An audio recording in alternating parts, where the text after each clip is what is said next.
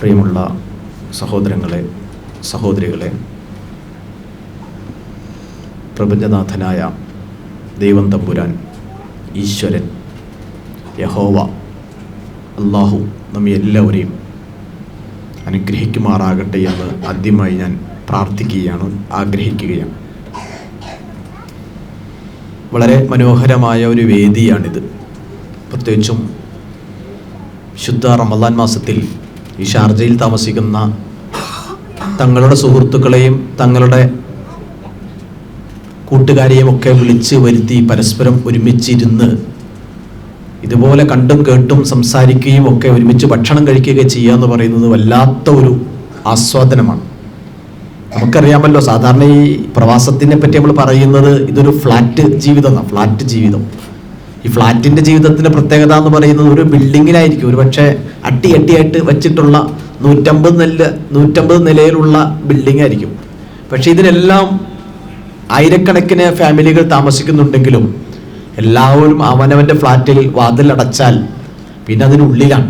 തൊട്ടപ്പുറത്തുള്ള family, തൊട്ടപ്പുറത്ത് ഇപ്പുറത്തുള്ളവൻ്റെ വേദനയോ ബേജാറോ പ്രയാസമോ സന്തോഷമോ ദുഃഖമോ ഒന്നും തമ്മിൽ കാണാൻ പോലും കഴിയാതെ, ഷെയർ ചെയ്യാൻ കഴിയാതെ, ഒന്ന് അങ്ങോട്ട് കയറിപ്പോയി 10-15 വർഷം വെച്ച് താമസിച്ചിട്ട് പോലും ഒന്ന് അപ്പുറത്തെ ഫ്ലാറ്റിൽ ഒന്ന് കയറി ചെല്ലാൻ പോയിട്ട് അവിടെ ആരാണ് താമസിക്കുന്നതെന്ന് പോലും അറിയാതെ, ഏത് രാജ്യക്കാരാണെന്ന് പോലും അറിയാതെ, ഒന്ന് തമ്മിൽ ഒന്ന് മിണ്ടാൻ പോലും കഴിയാത്ത വിധം വല്ലാത്ത ഒരു അകൽച്ച, അടുത്ത് നിൽക്കുമ്പോൾ പോലും അകന്നു നിൽക്കുന്ന, അതാണ് ഒരു ഫ്ലാറ്റ് സംസ്കാരം എന്ന് പറയുന്നത്. ഇതൊരു വല്ലാത്ത വേദന. നമ്മുടെയൊക്കെ നാട്ടിലൊക്കെ ആണെങ്കിൽ ഒരു പക്ഷേ തമ്മിൽ കണ്ടും കൊടുത്തും സംസാരിച്ചും മിണ്ടിയും പറഞ്ഞും ഒക്കെ ജീവിക്കുന്ന ഒരു ഓപ്പൺ കമ്പാർട്ട്മെന്റ്. നമ്മുടെ നല്ല ട്രെയിൻ 2 രീതിയിലുള്ള ട്രെയിനുകൾ ഉണ്ടല്ലോ.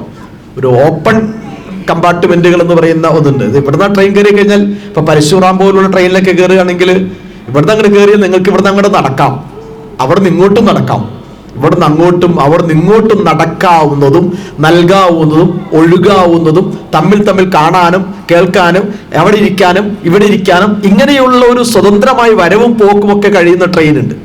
എന്നാൽ വേറെ ചില ട്രെയിൻ ഉണ്ട്, അതിങ്ങനെയെല്ലാം 3 ടയർ AC ഉള്ളവരുണ്ട്, 2 ടയർ AC താമസിക്കുന്നവരുണ്ട്, അപ്പുറത്തുണ്ട് ഇപ്പുറത്തുണ്ട്, അങ്ങോട്ടും ഇങ്ങോട്ടും പോകാൻ കയറിയ ബോഗിയിൽ കിടന്ന് ഞെങ്ങി ജീവിക്കേണ്ട അപ്പുറത്തെ ബോഗിയിലുള്ളവന്റെ സുഖം എന്താ ദുഃഖം എന്താ ഒന്നും അറിയില്ല. യഥാർത്ഥത്തിൽ നമ്മൾ കുറെ കൂടി നമ്മുടെ നല്ല ആ ഓപ്പൺ ട്രെയിൻ സംസ്കാരത്തെ പോലെ, നമ്മുടെ നാട്ടില് ട്രെയിനാണ് നമ്മുടെ രാജ്യത്ത് ഇന്ത്യൻ നവോത്ഥാനത്തിൽ ഏറ്റവും വലിയ പങ്കുവഹിച്ച ഇന്ത്യയുടെ നവോത്ഥാനത്തിൽ ഏറ്റവും വലിയ പങ്കുവഹിച്ച ഒന്ന് ട്രെയിനാന്ന് പറയല്. ട്രെയിൻ വന്നതോട് കൂടിയിട്ട്, ട്രെയിൻ എന്ന് പറഞ്ഞാൽ തന്നെ ഇന്ത്യ എന്താ പറയുന്നത്, ട്രെയിൻ കയറിയാൽ മതി എന്ന് പറയും. ഇന്ത്യ എന്താ പറയുന്നത്, നിങ്ങൾ ജമ്മുതവി എക്സ്പ്രസ്സിൽ കേട്ടാൽ മതി. ജമ്മുതവി എക്സ്പ്രസ് എന്ന് പറയുമ്പോൾ കന്യാകുമാരി മുതൽ ജമ്മുതവി വരെയാണ്.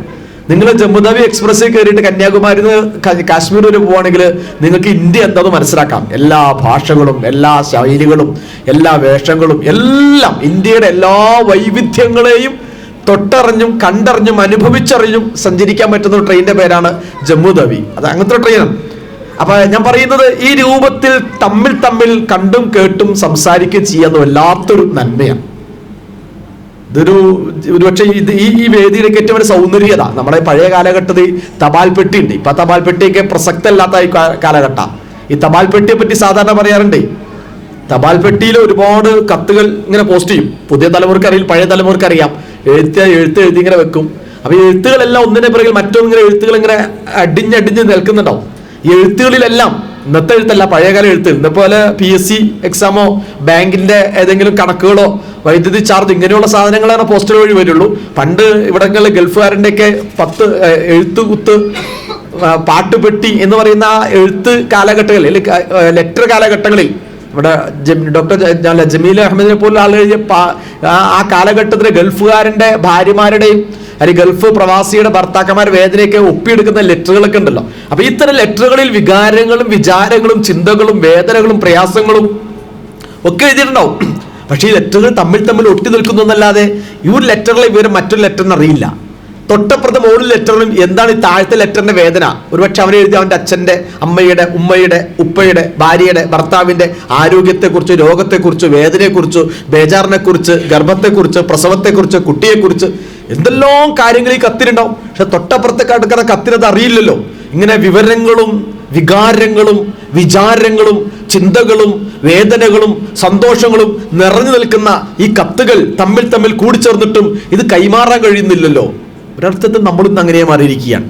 ഇരിക്കുന്ന നാട്ടിലെ ഷാർജയിലുള്ള മലയാളികളായ വ്യത്യസ്ത പ്രദേശക്കാരായ ആളുകൾ തമ്മിൽ ഒരുമിച്ച് അടുത്തടുത്ത് ജീവിക്കും. നമുക്കെല്ലാ സുഖങ്ങൾ, ദുഃഖങ്ങൾ, വേദനകൾ, ഇതെല്ലാം ഇത് തമ്മിൽ ഷെയർ ചെയ്യുക, തമ്മിൽ ചർച്ച ചെയ്യുക, തമ്മിൽ കൂടിയിരിക്കുക. ഇതൊരു കേരളത്തിന്റെ യഥാർത്ഥത്തിൽ നന്മ അതായിരുന്നു.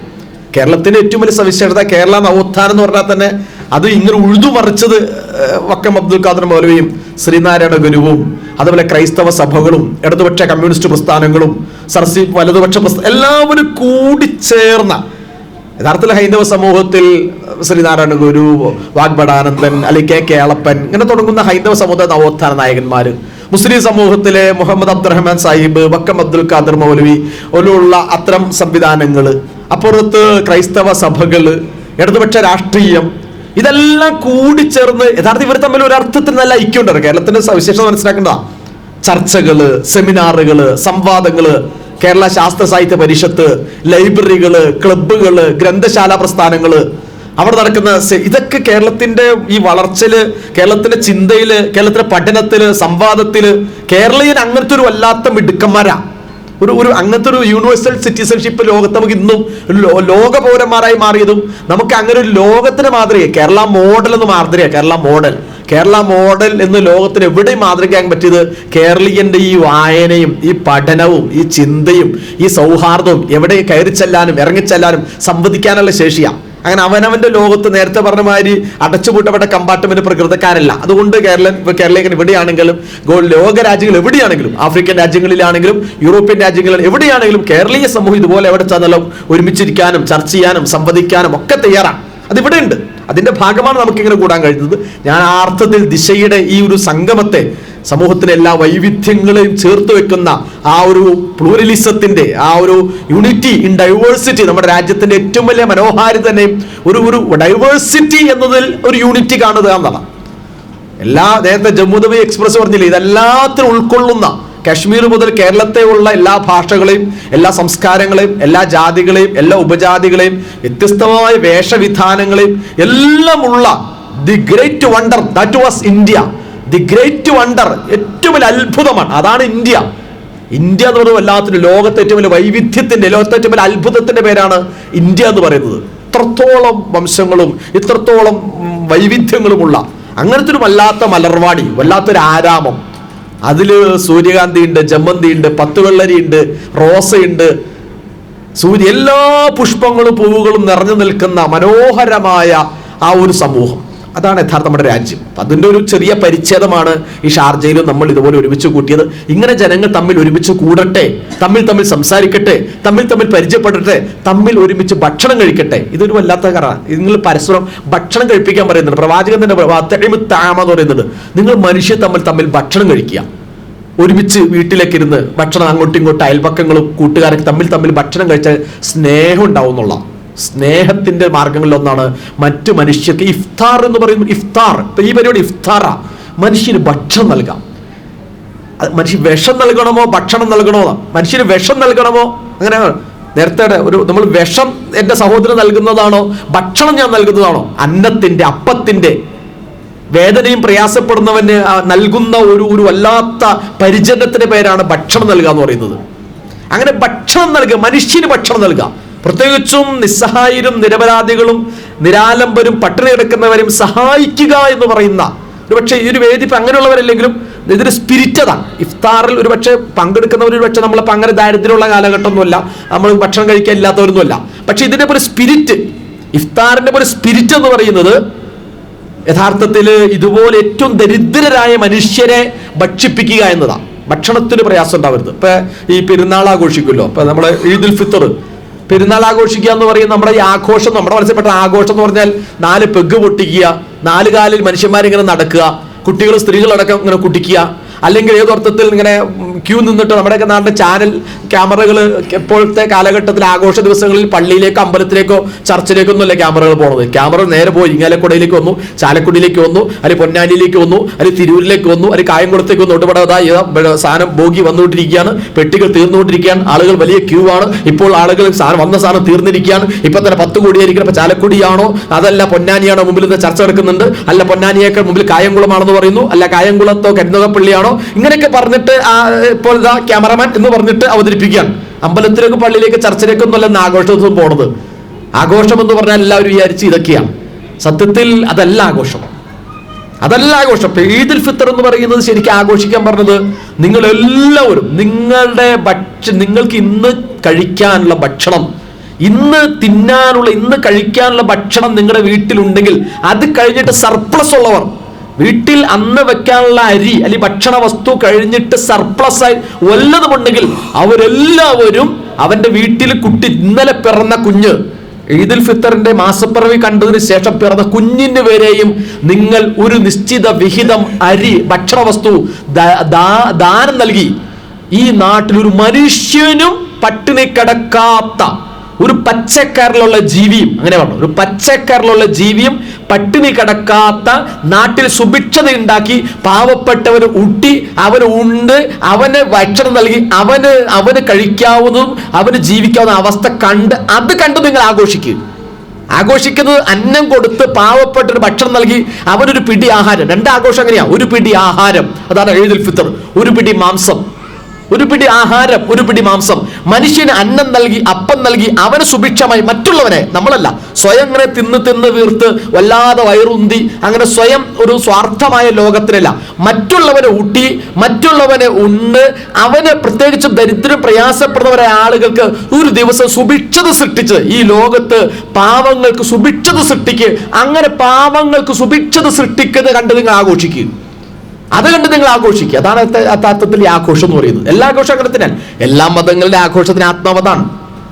പക്ഷെ പല നമുക്ക് നമ്മിൽ പലരും ആ ആഘോഷങ്ങളുടെ ആത്മാവ് നഷ്ടപ്പെടുത്തിക്കൊണ്ടിരിക്കുകയാണ്. ഞാൻ പറയുന്നത് തീർച്ചയായിട്ടും ഈ രീതിയിലുള്ള കൂട്ടായ്മകൾ, നാളെ ദൈവം തമ്പുരാൻ തന്നെ അവതരിപ്പിക്കുന്ന ഒരു വല്ലാത്ത വചനമുണ്ട്. ദൈവം തമ്പുരാൻ തന്നെ പഠിപ്പിക്കുന്ന ഒരു വചനമുണ്ട്. മനുഷ്യനെ സംബന്ധിച്ചിടത്തോളം ദൈവം തന്നെ പറയൂ അത്രേ, കുന്തു മരീലൻ ഫലം തഴുതുനി. എടോ, നാളെ ദൈവത്തിന്റെ അടുക്കൽ ചെല്ലുമ്പോൾ ദൈവം ചോദിക്കും, ഞാൻ രോഗിയെ, ഞാൻ പട്ടിണി കിടന്നിരുന്നല്ലോ, നീ എന്തേ, അല്ല ഞാൻ രോഗിയായിരുന്നല്ലോ, നീ എന്തേ എന്നെ സന്ദർശിച്ചില്ല എന്ന് ചോദിക്കും. അപ്പൊ മനുഷ്യൻ ചോദിക്കും, പ്രവാചകൻ മുഹമ്മദ് പഠിപ്പിക്കുകയാണ്. ദൈവം പറഞ്ഞു എന്ന് പറഞ്ഞ് മുഹമ്മദ് റിപ്പോർട്ട് ചെയ്യുന്നതാണ്. മുഹമ്മദ് നബി ദൈവത്തിന്റെ വാക്ക് നേർക്കൻ ഉദ്ധരിക്കുക. നീ ദൈവമല്ലേ, നിനക്കെങ്ങനെ പട്ടിണി ഉണ്ടാവും എന്ന് ചോദിക്കുമ്പോൾ ദൈവം പറയും അത്രേ, എൻ്റെ ഒരു അടിമ, ജാതി മതമൊന്നുമില്ല കേട്ടോ, അബ്ദി ഫുലാൻ അബ്ദി, എൻ്റെ അടിമ, അവൻ രോഗിയായി നിന്റെ വീടിന്റെ അടുത്ത് കിടക്കുന്നുണ്ടായിരുന്നു. ഫലം തഅദുഹു ലൗ ഉത്തഹു ലവജത്തനി ഫീ. നീ ആ രോഗിയായ മനുഷ്യന്റെ അടുക്ക് പോയിട്ട് അവനൊന്ന് തലോടിയിരുന്നെങ്കിൽ, അവനൊന്ന് ശുശ്രൂഷിച്ചിരുന്നെങ്കിൽ, അവനൊരു മരുന്ന് കൊടുത്തിരുന്നെങ്കിൽ, അവന്റെ പ്രയാസങ്ങളിൽ വേദനകളിൽ നിന്റെ കൈയൊന്ന് വെച്ചിരുന്നെങ്കിൽ, ആശ്വാസത്തിന്റെ പാലിയേറ്റീവിന്റെ ഒരു തലോടലും ഒരു ശുശ്രൂഷയും ഒക്കെ ആ നിസ്സഹായനായ രോഗിക്ക് നിന്റെ ഭാഗത്ത് ഉണ്ടായിരുന്നെങ്കിൽ ദൈവമായ എന്നെ നിനക്ക് അവിടെ കാണാമായിരുന്നു. ദൈവത്തെ കാണാൻ പള്ളിയിലേക്കോ അമ്പലത്തിലേക്കോ ചർച്ചിലേക്ക് പോകണം എന്ന് മാത്രമല്ല, ദൈവത്തെ കാണാനും ദൈവത്തെ പ്രാർത്ഥിക്കാനും വലിയ പള്ളിയിലേക്കും വലിയ 18-ാം പടിയിലേക്കോ അല്ലെങ്കിൽ വലിയ മരക്കുരിശ് ചുമന്നിട്ടോ അല്ലെങ്കിൽ വലിയ പടികളോ അല്ലെങ്കിൽ ഒന്നു കൊടുത്ത് വലിയ പള്ളിയിൽ പോയി മക്കത്തും മദീനത്തും പോയാൽ ദൈവത്തെ കാണുമോ എന്ന് ആരും വിചാരിക്കണ്ട. ദൈവം അവിടെ ഉണ്ട്. പക്ഷെ ദൈവം പറയുന്നു, ഞാൻ ഉണ്ടായിരുന്നത് നിന്റെ അയൽപ്പക്കത്ത് രോഗിയായി കിടന്ന മനുഷ്യൻ നിസ്സഹായനായി നിലവിളിച്ചപ്പോൾ അവരെ ശുശ്രൂഷിക്കാൻ ആ ചെറ്റപ്പുരയിലേക്ക് നീ കടന്നു വന്നിരുന്നെങ്കിൽ നിനക്ക് എന്നെ ആ ചെറ്റപ്പുരയിലെ നിരപരാധിയായി രോഗിയുടെ അടുക്കൽ എന്നെ കാണാമായിരുന്നു. നിന്റെ അടിമ, ഞാൻ നിന്നോട് വെള്ളം ചോദിച്ചപ്പോൾ എനിക്ക് വെള്ളം തന്നില്ലല്ലോ മനുഷ്യന്മാരെ കുറെ അമ്പലത്തിലും പള്ളിയിലും ചർച്ചിലൊക്കെ പോയിട്ട് കുറെ തിലാഭാരത്തിനെയും കുറെ നിസ്കാരത്തിനെയും കുറെ നോമ്പിന്റെയും കുറെ ആത്മീയതയുടെയും ആരാധനയുമായിട്ട് നാളെ ദൈവത്തിന്റെ അടുക്കൽ ചെല്ലുമ്പോൾ ദൈവം പരിഹസിക്കുന്ന ഒരു ചിത്രമാണിത്.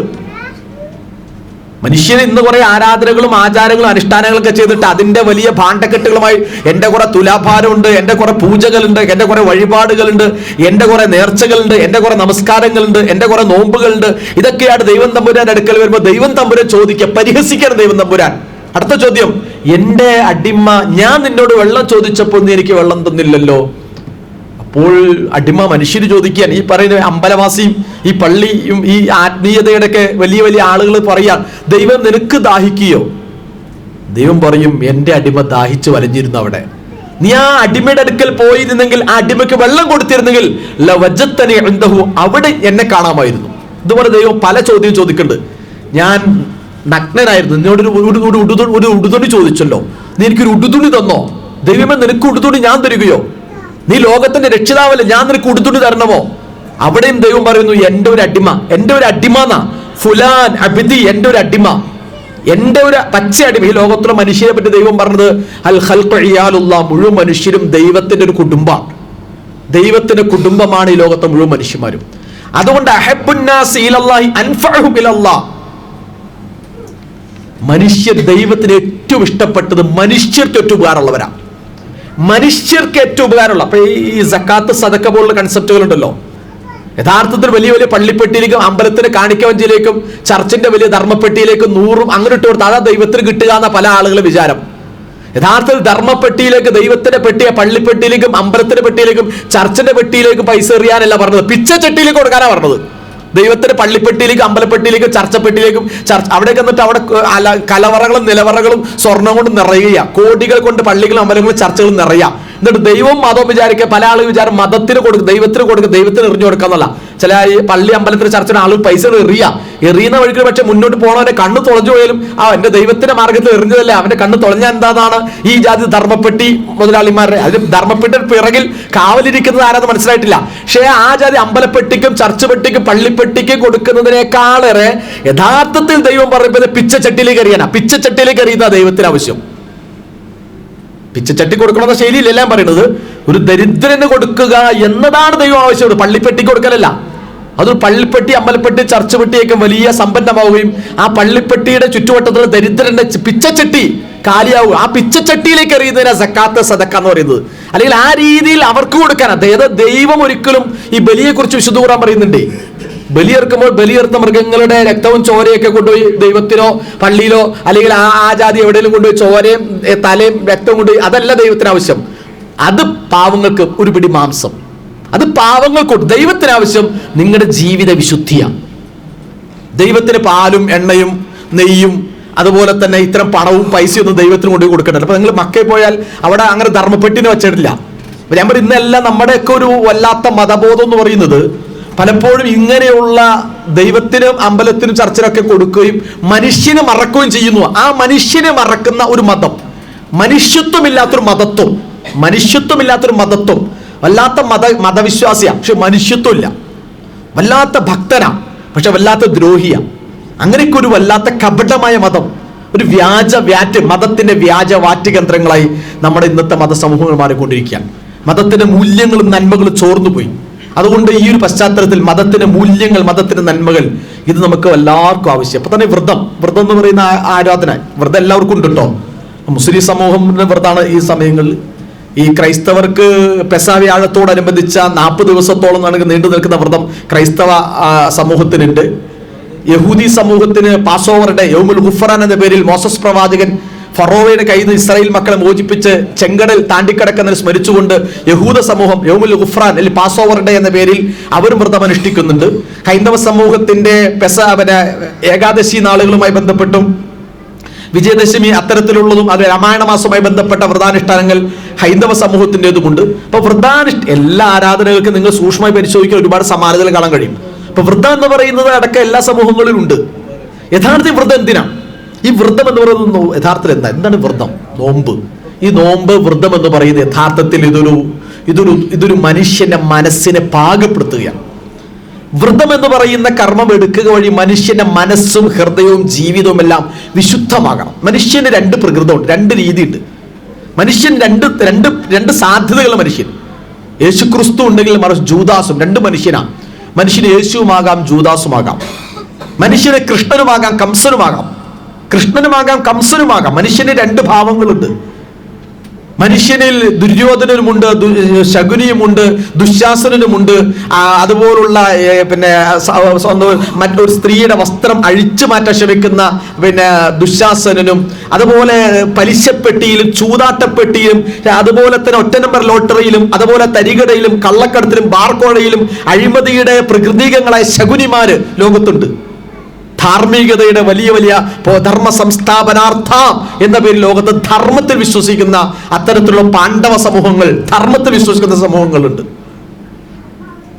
ആ അർത്ഥത്തിൽ പ്രവാചകൻ മുഹമ്മദുമുണ്ട്. മുഹമ്മദിന്റെ മറുപക്ഷത്ത് അബൂജഹലും. രണ്ട് തരത്തിൽ നമുക്ക് ആകാം.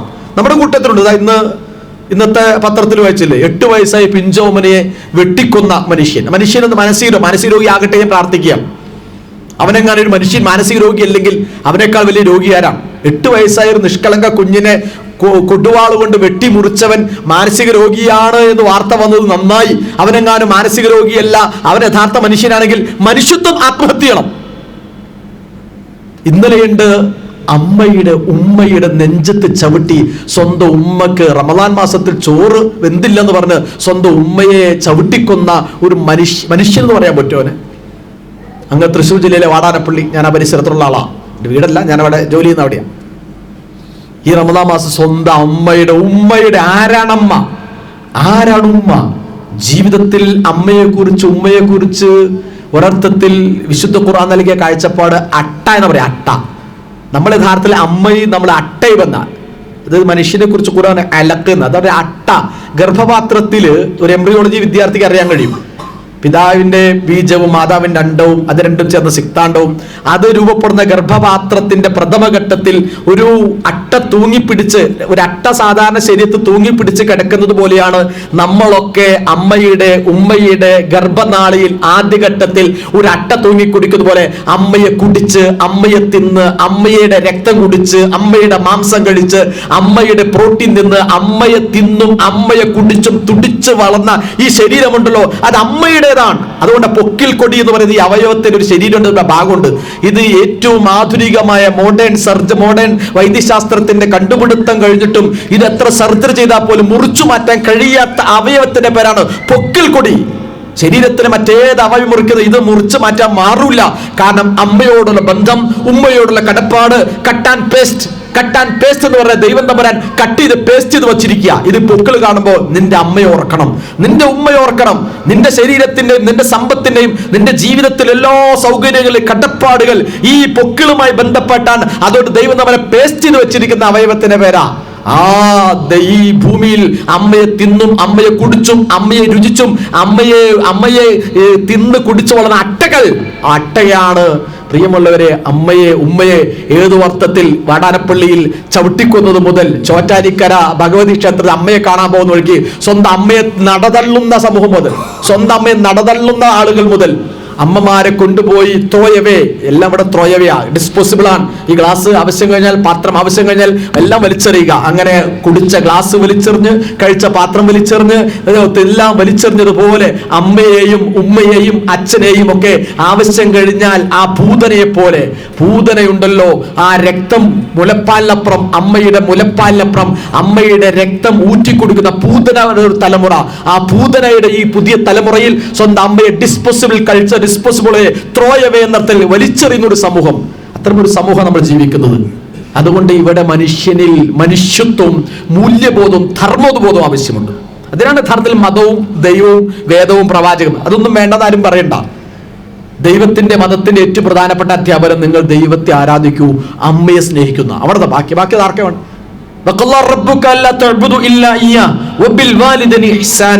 നിങ്ങൾ നിങ്ങളുടെ ദൈവത്തെ ആരാധിക്കണം. ഫസ്റ്റ് വൺ നിങ്ങൾ ദൈവത്തെ ആരാധിക്കണം, ദൈവത്തോട് പ്രാർത്ഥിക്കണം. സെക്കൻഡ് വൺ അമ്മയെ ഉമ്മയെ നിങ്ങൾ ആദരിക്കണം, സ്നേഹിക്കണം, ബഹുമാനിക്കണം, അവരോടുള്ള കടപ്പാടുകൾ എന്ന് പറഞ്ഞിട്ട് അവിടെ നിന്ന് അങ്ങോട്ട് തുടങ്ങുന്നത്. രണ്ടാം പാഠം 1 ദൈവം, പാഠം 2 അമ്മ, പാഠം 3 ഇങ്ങനെ മനുഷ്യത്വത്തിന്റെ അനാഥകൾ, അഗതികൾ, വിധവകൾ, ദരിദ്രർ, ഇങ്ങനെ പോകുന്ന ഒരു അധ്യാപനം നമുക്ക് ആവശ്യമില്ലേ? ഈ വ്രതം പോലും നമ്മെ പഠിപ്പിക്കുന്നത് അന്നത്തിന്റെ, അപ്പത്തിന്റെ, വിശപ്പിന്റെ വേദന, വിശപ്പിന്റെ രുചി. അതെല്ലാവരും അറിയണം. വിശപ്പിന് രുചിയുണ്ട്. ബിരിയാണിയുടെ രുചി മാത്രം, സമൃദ്ധിയുടെ രുചി മാത്രം അറിഞ്ഞാൽ പോരാ, വിശപ്പിന്റെ രുചി എല്ലാവരും അറിയണം. എത്ര സമ്പന്നനും വിശപ്പിന്റെ രുചി അറിഞ്ഞേ പറ്റൂ. അതുകൊണ്ടാണ് എല്ലാവരും നോമ്പെടുക്കണം. നിന്റെ നെഞ്ചും നിന്റെ ശരീരവും ഒക്കെ വിശന്നൊട്ടണം. അപ്പോഴാണ് തെരുവിന്റെ സന്താനങ്ങളുടെ വിശപ്പിന്റെ നിലവിളി അത് നീ അറിയൂ. അത് വിക്ടർ ഹ്യൂഗോന്റെ പാവങ്ങളെന്ന പുസ്തകം വായിച്ചാൽ പോരാ. അതിനെക്കുറിച്ച് ഏതെങ്കിലും അർത്ഥത്തിലുള്ള സീഡിയോ ചിത്രങ്ങളോ കണ്ടാൽ പോരാ. അത് വായിച്ചാലും പോരാ. നിന്റെ നെഞ്ചും നിന്റെ വയറും വിശപ്പിന്റെ വിളിയും അതിന്റെ കാളലും, പ്രത്യേകിച്ച് ഈ 50 ഡിഗ്രി സെൽഷ്യസ് ചൂടുള്ള ഈ അന്തരീക്ഷത്തിൽ പോലും അത് അനുഭവിച്ച് നിന്റെ ശരീരം കൊണ്ട് അത് നീ തൊട്ടറിഞ്ഞ് അത് നീ അന്നമായി, അപ്പമായി, അത് ആഹാരമായി പാവങ്ങൾക്ക് നൽകുന്ന ഒരു സംസ്കാരം അത് രൂപപ്പെടണം. അതിനെ വ്രതം എടുക്കാൻ പറയുന്നത്. വ്രതത്തിന്റെ ഈ ആരാധനയുടെ ലക്ഷ്യം ആരാധനയല്ല. ആരാധനയുടെ ലക്ഷ്യം മനുഷ്യന് മൂല്യങ്ങളും നന്മകളും സൃഷ്ടിക്കുക. ഞാൻ പറയും, മനുഷ്യന് 2 തലം കൊണ്ട്, മനുഷ്യന് 2 പ്രകൃതമുണ്ട്. നേരത്തെ പറഞ്ഞ പോലെ നമ്മുടെ കേരളത്തിൽ 2 മരണം നടന്നു 2-3 മാസം മുമ്പ്. ഒന്ന് കുന്നംകുളത്തൊരു മരണം. കുന്നംകുളത്ത് ജയനാരായണൻ എന്ന് പറയുന്ന ഒരു മനുഷ്യൻ ഒരു വാഹനം ഇടിച്ചിട്ട് മണിക്കൂറുകളോളം റോട്ടിൽ കിടന്ന് രക്തം വാർന്ന് പെടഞ്ഞ മനുഷ്യൻ മരിച്ചു. പല ആളുകൾ ഇങ്ങനെ പോയി അതിങ്ങനെ കാഴ്ച വസ്തുയിട്ട് പോയി. അങ്ങനെ ആ മനുഷ്യൻ പെടഞ്ഞ് മരിച്ചു. ഒരു ജയനാരായണനോ ജയകൃഷ്ണൻ എന്ന പേരുള്ളൂ, കുന്നംകുളത്ത്. അതേ സമയത്ത് അങ്ങ് മലപ്പുറം ജില്ലയിലെ പരപ്പനങ്ങാടിയിലേക്ക് അപ്പുറത്തുമുള്ള പരപ്പനങ്ങാടിക്ക് അപ്പുറത്തുമുള്ള ചെട്ടിപ്പിടി ആ സ്ഥലം, ഇവരെ മുഷ്താഖിന്റെ നാടിന്റെ പരിസരത്ത് ഒരു മനുഷ്യൻ മരിച്ചു, രാമൻ. ഈ രാമന്റെ മരണം നടന്നത് എങ്ങനെയാ വെച്ച് കഴിഞ്ഞാൽ, രാമന് അല്പം ശബ്ദം കേൾക്കാനുള്ള ശേഷി കുറവുണ്ട്, ഒക്കെ ശേഷിയുള്ള കുറവുള്ള. അങ്ങനെ ഈ രാമൻ രാവിലെ നടന്നു വരുമ്പോ ആ റെയിൽവേ കൂടെ നടന്നു പോകണം, അങ്ങനത്തെ ഒരു സ്ഥലം കൂടെ നടന്നു പോകുന്നു. അപ്പോൾ പെട്ടെന്ന് ട്രെയിൻ ഇങ്ങനെ വരുന്നു. ഈ മനുഷ്യന് അല്പം ചെവിയുടെ പ്രശ്നമുള്ളതുകൊണ്ട്, കേൾക്കാൻ ബധിരനായതുകൊണ്ട്, കേൾക്കാൻ പ്രയാസം ഉണ്ടായതുകൊണ്ട് ഈ ട്രെയിനിന് ശബ്ദം, ആരവം ആ മനുഷ്യൻ കേൾക്കുന്നില്ല. അപ്പോൾ ആ പ്രഭാത നമസ്കാരം കഴിഞ്ഞ് നടന്നു വരികയായിരുന്ന റഹ്മാൻ എന്ന് പറയുന്ന സുഹൃത്ത്, അദ്ദേഹം ഈ വരുന്ന ഈ ട്രെയിനിന്റെ വരവ് കണ്ടപ്പോൾ വളരെ പെട്ടെന്ന് ചാടി വീണ് രാമൻ രക്ഷിക്കാൻ ശ്രമിക്കുന്നതിന്റെ ഭാഗമായിട്ട് ചാടി വീണ് ആ മനുഷ്യന്റെ ജീവൻ രക്ഷിക്കാൻ ശ്രമിച്ചു. പക്ഷേ ആദ്യം മരിച്ചത് റഹ്മാനാണ്, പിന്നെയാണ് രാമൻ. ഈ രാമനും രാമോ റഹീം എന്നത് ഗാന്ധിജി നമുക്ക് കേരളത്തിൽ ഇന്ത്യക്ക് നൽകിയ സമയം. രാമോ റഹീം, രാമനും റഹീമും അത് ഈ രാജ്യത്തിന്റെ പുത്രന്മാരാണെന്ന് ഗാന്ധിജി നമുക്ക് ചൊല്ലിത്തന്നൊരു വല്ലാത്ത കവിതയാണ്. ഇന്നും പരപ്പനങ്ങാടിയിലെ ഈ രാമൻ എന്ന് പറയുന്ന, ഒരുപക്ഷെ രാമൻ എന്ന് പറയുന്നത് ഒരു തൊഴിലാളിയായ ഒരു ആ പ്രദേശത്ത് വന്നൊരു സാധാരണക്കാരനാണ്. വേണമെങ്കിൽ നമുക്ക് ഇവൻ മനുഷ്യനാണോ, ഇവൻ എന്റെ മതത്തിൽപ്പെട്ടവനാണോ, എന്റെ ജാതിപ്പെട്ടവനാണോ, എന്റെ വംശത്തിൽപ്പെട്ടവനാണോ, ഇവൻ അങ്ങനെയാണോ, അതുകൊണ്ട് എന്തിന് ഞാൻ എന്റെ ജീവിതം നൽകി ഒരു റിസ്ക് എടുത്ത് അവന്റെ ജീവൻ രക്ഷിക്കണമെന്ന് ചിന്തിക്കുന്ന ഒരു തരം പൈശാചിക മതമുണ്ടല്ലോ. അത് ദൈവം, അത് പിശാച് മത. 2 മതമുണ്ട്, ദൈവത്തിന്റെ മതമുണ്ട്, പിശാചിന്റെ മതമുണ്ട്. ഈ മനുഷ്യനെ തിന്നുന്ന, മനുഷ്യനെ കൊല്ലുന്ന, മനുഷ്യർക്കെതിരെ കൃത്രിമ ബോംബുകൾ വെക്കുന്ന, ചീറ്റിത്തെറിക്കുന്ന, പൊട്ടിത്തെറിക്കുന്ന, മനുഷ്യനെ ഇങ്ങനെ നിരക്കി നിർത്തി അല്ലാഹു അക്ബർ ലാ ഇലാഹ ഇല്ലല്ലാഹ് ഒക്കെ പറഞ്ഞ് കഴുത്ത് വെട്ടുന്ന, അതൊക്കെ മത പിശാചിന്റെ മത, ദൈവിക മതമല്ല. ദൈവത്തിന്റെ മതം. അസ്സലാമു അലൈക്കും, നിനക്ക് സമാധാനം ഉണ്ടാകട്ടെ. ഈ ലോകത്ത് സമാധാനം. മനുഷ്യനെ സ്നേഹിച്ച് തലോടുന്ന, മനുഷ്യനെ ശുശ്രൂഷിക്കുന്ന, മനുഷ്യനെ ആദരിക്കുന്ന, മാതാവിനെ ബഹുമാനിക്കുന്ന, പിതാവിനെ ബഹുമാനിക്കുന്ന, നിരാധാരയെ സഹായിക്കുന്ന ഒരു മതം. അതാണ് മതം, അതാണ് ദൈവത്തിന്റെ മതം. ആ മതം മറ്റേ മതമിളകിയ മതം, ആ മതമിളകിയ മതത്തിന്റെ ഇതാണ്. അത് രണ്ടാ. മതമിളകിയ മതം അതൊന്ന് വേറെ, ദൈവിക മതം, പ്രവാചകന്മാരുടെ മതം വേറെ. ഈ മതത്തിൽ വിശ്വസിക്കുന്നവർക്ക് യഥാർത്ഥത്തിൽ ഈ രാമന്റെ ഈ മതത്തിലാ, ഈ രാമന്റെയും റഹീമും ഒരുമിച്ച് ജീവൻ രക്ഷിക്കുന്നതിന്റെ മാർഗത്തിൽ ഒരുമിച്ച് മരിച്ച. അങ്ങനെ ഗാന്ധിജിയും ആസാദും ഒക്കെ നല്ല സനാതന ഹിന്ദുവാ ഗാന്ധിജി, നല്ല മുസ്ലിമാണ് അബുൽ കലാം ആസാദ്. ഖുർആന്റെ തഫ്സീർ വരെ എഴുതിയ രാജ്യത്തെ ഏറ്റവും അറിയപ്പെട്ട ഖുർആൻ മതപണ്ഡിതനാണ് അബുൽ കലാം ആസാദ്. നമ്മുടെ രാജ്യത്ത് വളരെ ശക്തമായി സനാതന ഹൈന്ദവതയുടെ രാമരാജ്യം എന്ന രാമരാജ്യ സ്വപ്നം കണ്ട വ്യക്തിയെ ഗാന്ധിജി. ആ ഗാന്ധിജിയും ഈ ആസാദും എത്ര സുഹൃത്തുക്കളായിരുന്നു. എത്ര ഈ രാജ്യം വിഭജിക്കുന്ന ഏറ്റവും വിഷമിച്ച രണ്ടു പേരാണ്. നല്ല യഥാർത്ഥ ഹൈന്ദവ വിശ്വാസിയായ ഗാന്ധിയും യഥാർത്ഥ മുസ്ലിമായ അബുൽ കലാം ആസാദും. യഥാർത്ഥ വിശ്വാസികൾ തമ്മിൽ ഒരു പ്രശ്നം ഉണ്ടാവില്ലെന്ന് മാത്രമല്ല, അവർക്ക് ഒരുപാട് ഒരുമിക്കാനും സംസാരിക്കാനും കഴിയും. പക്ഷെ കൃത്രിമവും വ്യാജവുമായ ആളുകൾ, അതേസമയം ഈ ഇന്ത്യയുടെയും പാകിസ്ഥാനും വിഭജനത്തിനോട് വാദിച്ച ചില ആളുകളുണ്ട്. 2 സമുദായത്തിലെയും മതവിശ്വാസികൾ, 2 സമുദായത്തിലെ മതവാദി, ഞാൻ പേരൊന്നും പറയുന്നില്ല. ഇവർ 2 പേർക്കും യഥാർത്ഥത്തിൽ ഇസ്ലാമിനോടോ ഹൈന്ദവതയോടോ കൂറില്ല എന്ന് ഉറച്ചു വിശ്വസിക്കുന്നു. പാകിസ്ഥാൻ വാദത്തിന് മുന്നിൽ നിന്ന സാക്ഷാൽ മുഹമ്മദ് അലി ജിന്നയെ കുറിച്ച് ഞാൻ പറയുന്നു, ഇസ്ലാമിക വിശ്വാസത്തോടോ ഇസ്ലാമിന്റെ ആരാധനകളോടോ ഒരു കൂറും ഒരു കമ്മിറ്റ്മെന്റും ഇല്ലായിരുന്ന കേവലം മതവാദി മാത്രമായിരുന്നു മിസ്റ്റർ മുഹമ്മദ് അലി ജിന്ന. ആ മുഹമ്മദ് അലി ജിന്നയുടെ മറുവശത്ത് ശക്തനായ ഇസ്ലാമിക വിശ്വാസിയായിരുന്നു അബുൽ കലാം ആസാദ്. അബുൽ കലാം ആസാദ് ഈ രാജ്യത്തിന് വിഭജനത്തിന് തീർത്തും എതിരായിരുന്നു. യഥാർത്ഥത്തിൽ മതവിശ്വാസി എന്ന് പറയുന്നത്, യഥാർത്ഥ ദൈവവിശ്വാസി എന്ന് പറയുന്നത് യഥാർത്ഥത്തിൽ അവനെ സംബന്ധിച്ച് അവന്റെ മനസ്സിൽ നന്മയും മൂല്യവും ധർമ്മവും കാരുണ്യവും സ്നേഹവുമാണ് ഉണ്ടാവുക. ക്രൂരതയും കുടിലതയും കൊള്ളരുതായ്മകളും മനുഷ്യ കബന്ധങ്ങൾ കണ്ട് മനുഷ്യരെ ചീറ്റിത്തെറിക്കുന്ന കാർക്കിച്ചു തുപ്പുന്ന ഒരുതരം വല്ലാത്ത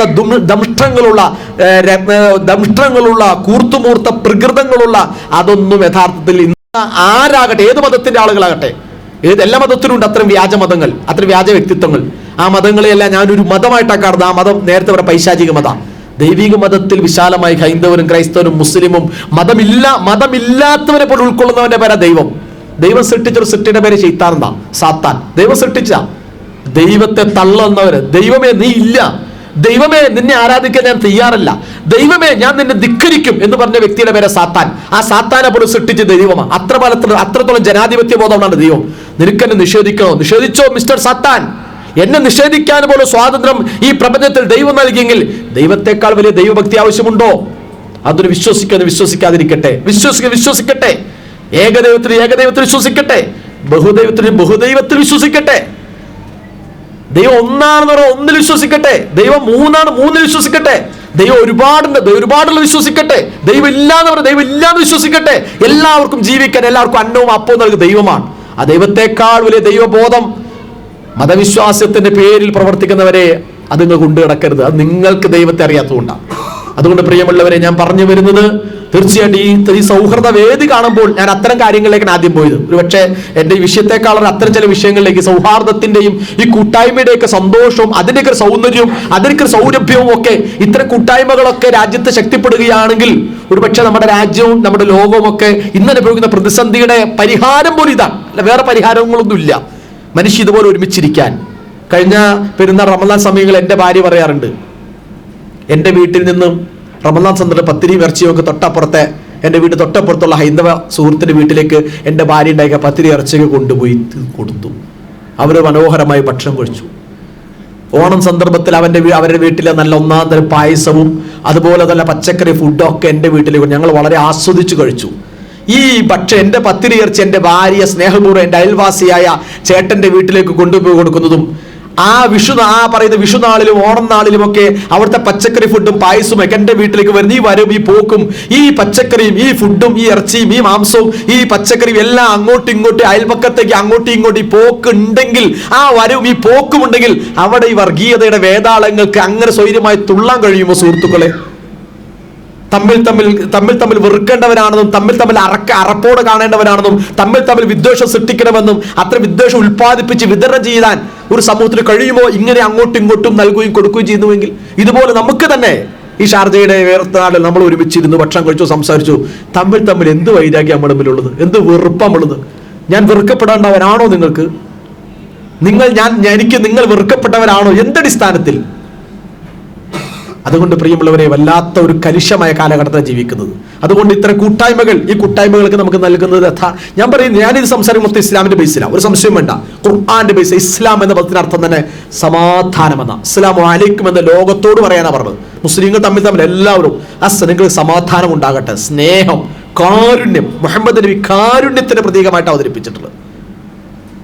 അതുകൊണ്ട് സ്നേഹവും കാരുണ്യവും മൂല്യവുമാണ് യഥാർത്ഥത്തിൽ ഈ പറയുന്ന എല്ലാ ആരാധനകളിലും. നോമ്പ് എന്ന് പറയുന്നത് യഥാർത്ഥത്തിൽ ഞാൻ പറഞ്ഞില്ലേ, മനുഷ്യൻ പട്ടിണി കിടക്കുന്ന, അതിന്റെ കൂട്ടത്തിൽ മനുഷ്യൻ മറ്റുള്ള ഭക്ഷണം കഴിപ്പിക്കുന്ന, അതുകൊണ്ട് ഒരു സദക്കയുടെ സക്കാത്തിന്റെ സദക്ക എന്നൊക്കെ പറയുന്നത് വലിയ തോതിൽ കോടിക്കണക്കിന് രൂപയാണ് ആളുകൾ ഇങ്ങനെ കൊടുക്കുന്നത്. അപ്പൊ നമുക്കൊക്കെ അറിയാം, ആളുകൾ ധർമ്മം കൊടുക്കാൻ വേണ്ടി വലിയ സംഖ്യകൾ ലക്ഷക്കണക്കിന് രൂപ, 2.5%, എൻ്റെ സ്വത്തിന്റെ 2%, എൻ്റെ ശമ്പളത്തിന്റെ ആഭരണത്തിന്റെ അതുപോലെ സ്വത്തിന്റെ 2.5%, 5% കണക്ക് കൂട്ടി കൃത്യമായി ദരിദ്രർക്കും പ്രയാസപ്പെടും കൊടുക്കാൻ വേണ്ടി സക്കാത്ത് സംവിധാനം, സദക്ക സംവിധാനം, അതിന്റെ പേരിൽ കോടിക്കണക്കിന് രൂപയാണ് ആളുകൾ കൊടുത്തുകൊണ്ടിരിക്കുന്നത്. എനിക്കറിയാം, ലക്ഷക്കണക്കിന് രൂപ കൃത്യമായി കണക്കൂട്ടി കൊടുക്കും സക്കാത്ത്. ദരിദ്രരെ പ്രയാസപ്പെടുന്നവരെ സഹായിക്കുന്ന ഒരു പ്രകൃതത്തിൽ. ഒരു പക്ഷേ അതിലൊന്നും മുസ്ലിം സമുദായത്തിന് ചില വീഴ്ചകളൊക്കെ ഉണ്ട്, അത് ഞാൻ തുറന്നു പറയാം. മുസ്ലിം സമുദായത്തിന് പക്ഷേ പ്ലൂറൽ സൊസൈറ്റിയോട് ഞാൻ മുസ്ലിം സമുദായത്തെ പ്രതിനിധീകരിച്ചുകൊണ്ട് സംസാരിക്കുന്നത് പ്രത്യേകിച്ചും പറയാണ്, മുസ്ലിം സമുദായത്തിന് ഈ വിഷയത്തിൽ ഈ രാജ്യത്തെ ബഹുസ്വര സമൂഹത്തിന് കൂട്ടുകൂടാനോ സംവദിക്കാനോ ഇപ്പോഴും അവർ പഠിച്ചിട്ടില്ല എന്ന പരിമിതി മുസ്ലിം സമുദായത്തെ സംബന്ധിച്ച് ഞാൻ പറയാൻ തയ്യാറാവുകയാണ്. ഒരുപക്ഷെ ദിശയൊക്കെ ആ വിഷയത്തിൽ ഒരു പുതിയ ദിശയുള്ള പ്രസ്ഥാനം. യഥാർത്ഥത്തിൽ ഇസ്ലാം പഠിപ്പിച്ചൊരു ബഹുസ്വര സമൂഹത്തോട്, പ്രത്യേകം മറ്റിതര സമൂഹങ്ങളോട് കാണിക്കേണ്ട സൗഹാർദ്ദ രീതിയിൽ, അവരോട് കാണിക്കേണ്ട സ്നേഹത്തിൽ, അവരോട് കുറെ കൂടി അടുത്ത് ചേർന്ന് നിൽക്കുക എന്ന് പറഞ്ഞൊരു സംസ്കാരം ഈ അകന്നു നിൽക്കുമ്പോണ്ടാവുന്നൊരു വല്ലാത്ത അവസ്ഥയുണ്ടല്ലോ. ഒന്ന് ചേർന്നിരിക്കാൻ, ഒന്ന് ഒരുമിച്ചിരിക്കാൻ, അതിൻ്റെതായ കർമ്മശാസ്ത്ര വിശാലത മുസ്ലിം സമുദായത്തിൽ നഷ്ടപ്പെട്ടിട്ടുണ്ട് എന്ന ദുഃഖം ഞാൻ നിങ്ങളുമായി പങ്കുവയ്ക്കാൻ തയ്യാറാവുകയാണ്. അല്ലെങ്കിൽ ഒരുപക്ഷെ ഈ സദക്കയും ഈ സക്കാത്തിനും ഒന്നും മതവും ജാതിയൊന്നും ഇല്ല എന്ന ഇസ്ലാമിന്റെ കാഴ്ചപ്പാട്. ഇസ്ലാം പഠിപ്പിക്കുന്ന മനുഷ്യരിലെ ഫക്കീർ, ദരിദ്രരായ, പ്രയാസപ്പെടുന്ന, ബുദ്ധിമുട്ടുന്ന, കടം കൊണ്ട് വലയുന്ന, അടിമകളായ, വഴിയാധാരമായി തെരുവിൽ കിടക്കുന്ന എല്ലാ മനുഷ്യരെയും നിങ്ങൾ സഹായിക്കുക എന്ന ഇസ്ലാമിന്റെ കാഴ്ചപ്പാട്. അതിൽ മുസ്ലിം, ഹിന്ദു എന്നൊന്നും വേർതിരിച്ചിട്ടൊന്നുമില്ല. അപ്പം അതുകൊണ്ട് യഥാർത്ഥത്തിൽ ഞാൻ വാക്കുകൾ അവസാനിപ്പിക്കുക, നമ്മെ സംബന്ധിച്ചിടത്തോളം ഈ വ്രതത്തിന്റെ ഈ നല്ല സന്ദർഭത്തിൽ നമുക്ക് എല്ലാവർക്കും ഇതുപോലെ ഒരുമിച്ചിരിക്കാൻ കഴിഞ്ഞു, ഒരുമിച്ച് ഭക്ഷണം കഴിക്കാൻ കഴിഞ്ഞു, ഒരുമിച്ച് സൗഹാർദ്ദപ്പെടാൻ കഴിഞ്ഞു. ഇങ്ങനത്തെ സൗഹാർദ്ദങ്ങളും സ്നേഹപ്രകടനങ്ങളും തമ്മിൽ വരവുകളും പോക്കുകളും സംസാരങ്ങളൊക്കെ സമൂഹത്തിൽ എത്രത്തോളം ശക്തിപ്പെടുത്താൻ കഴിയുമോ, എത്രത്തോളം ഇതിനൊക്കെ തീവ്രമാക്കാൻ കഴിയുമോ, അതിനനുസൃതമായിട്ടാണ് നമ്മുടെ സമൂഹത്തിലെ എല്ലാ വിധ്വംസക പ്രവണതകളും, എല്ലാ പൈശാചിക ഭാവങ്ങളും, മതത്തിന്റെ മറവിൽ നടക്കുന്ന ഇത്തരം ഉറഞ്ഞുതുള്ളലുകൾ, മതത്തിന്റെ മറവിൽ നടക്കുന്ന ഇത്തരത്തിലുള്ള വിദ്വേഷ പ്രസരണങ്ങൾ അവസാനിപ്പിക്കാനുള്ള മാർഗം പോലും ഇത്തരം ഒരു പുതിയ സംസ്കാര സൃഷ്ടി, വേറെ ബദൽ മാർഗങ്ങളോ കൃത്രിമ മാർഗങ്ങളോ ഈ വിഷയത്തിലില്ല. യഥാർത്ഥ മതവേദകൻ, നിങ്ങൾ ഏത് വേദകന ധർമ്മം സ്ഥാപിക്കാൻ വന്നിട്ടുള്ള ഷിബി ചക്രവർത്തിയുടെ ഒരു ചെറിയ പ്രാവിന്റെ ജീവന് വേണ്ടി ഒരു പരുന്ത് വന്ന് പ്രാവിന്റെ ജീവന് വേണ്ടി അപേക്ഷിക്കുമ്പോൾ സ്വന്തം തുടയിലെ മാംസം കീറിക്കൊടുത്ത് ആ പരുന്ത് ഒരു അത്ഭുത പരുന്താണ്, ആ പ്രാവ് ഒരു അത്ഭുത പ്രാവാണ്, ആ ഒരു പ്രാവ് പരീക്ഷാർത്ഥം വന്ന പ്രാവാണ്. ആ പ്രാവിന്റെ തൂക്കം വലിയ, സാധാരണ പ്രാവിന്റെ തൂക്കല്ല, വലിയ തൂക്കം ഉണ്ടായിരുന്നു. പക്ഷെ സ്വന്തം മാംസം കീറിക്കൊടുത്ത് ഒരു പ്രാവിന്റെ ജീവന് ഒരു പരുന്തിനു മുമ്പിൽ ഒരു പ്രാവിന്റെ ജീവന് വില കൊടുത്ത ഷിബി ചക്രവർത്തിയുടെ സംസ്കാരത്തിനാണ് നമ്മൾ ആർഷഭാരതം എന്ന് പറയുന്നത്. അവിടുന്ന് അങ്ങോട്ട് ആ ആർഷഭാരത സംസ്കാര ലോകത്തെ പരിചയപ്പെടുത്തിയ വാൽമീകി പോലും ആ വാൽമീകിയുടെ അക്ഷരങ്ങൾ, അദ്ദേഹത്തിന് പേന എഴുതുന്ന രാമായണങ്ങൾക്ക് എഴുതുന്നത് ഒരുപക്ഷെ രണ്ട് പക്ഷികൾ സ്നേഹം പങ്കിട്ട്, കാമം പങ്കിട്ട്, തമ്മിൽ ചുണ്ടുകൾ ഉരുസി വൃക്ഷത്തിന്റെ ചില്ലകളിരുന്ന് സ്നേഹം പങ്കിടുമ്പോൾ അതിന്റെ മേലോക്കി അമ്പയ്യാൻ ക്ഷമിച്ച വേട നോക്കി മാനിഷാദ എന്ന് പാടിയ ഒരു ആശയത്തിന് ലോകത്ത് മനുഷ്യനെ എത്രത്തോളം സ്നേഹിക്കാൻ കഴിയും? മാനുഷാദയുടെ സംസ്കാരം, അതാണ് ലോകത്തെ നമ്മുടെ രാജ്യത്ത് പഠിപ്പിച്ചത്. ബുദ്ധന്റെ അഹിംസയാണ് പഠിപ്പിച്ചത്.